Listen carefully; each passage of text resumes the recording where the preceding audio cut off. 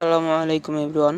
গত ভিডিওতে আমরা বলেছিলাম যে আমাদের খামারের এবারই প্রথম আমরা কিছু সংখ্যক করে মুরগি অল্প পরিমাণ করে সেল দিতেছি, কারণ বাজারের অবস্থা খুবই খারাপ। অল্প পরিমাণ করে সেল দিতে দিতে আমরা প্রায় আলহামদুলিল্লাহ অর্ধেক পরিমাণ মুরগি সেল দিয়ে ফেলেছি। কিছু অর্ধেক পরিমাণ খামারে মুরগি আছে, খামার হিসাবে মুরগি অনেক অল্প থাকার কারণে অনেক পরিমাণে খাবার নষ্ট করতেছে। সে কারণে মুরগিগুলো আলাদাভাবে এক সাইড করে দিতে হবে খামারের পাশে। মুরগিগুলো খামারের ভিতরে এমনভাবে সাইড করে রাখবো যে কারণে পরবর্তীতে যেই ফাঁকা জায়গাটা থাকবে সেইখানে যাতে করে আমরা মুরগি ব্রুডিং করতে পারি, সেভাবে মুরগিগুলো সাইড করে রাখবো। আর এই মুরগিগুলো খামারে সাইড করে রাখার কারণে আমাদের যে খাবার ও ওষুধের পানি অপচয় হবে না ইনশাআল্লাহ। খামারে মুরগি অল্প হয়ে যাওয়ার কারণেও মুরগি অনেকটা পরিমাণে ঠান্ডাজনিত রোগে আক্রান্ত হচ্ছিল, যেহেতু প্রতিদিনই কম বেশি টুকটাক বৃষ্টি হচ্ছে ও রাত্রে প্রচুর পরিমাণে ঠান্ডা পড়তেছে, সে কারণে মুরগিগুলো অনেক ঠান্ডা রোগে আক্রান্ত হচ্ছিল।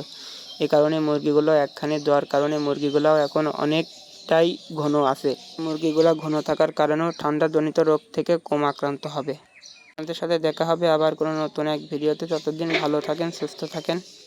আমার রিলেটিভ সকল ভিডিও পেতে এই চ্যানেলটি সাবস্ক্রাইব করে রাখুন। আসসালামু আলাইকুম ওয়া রাহমাতুল্লাহি ওয়া বারাকাতুহু।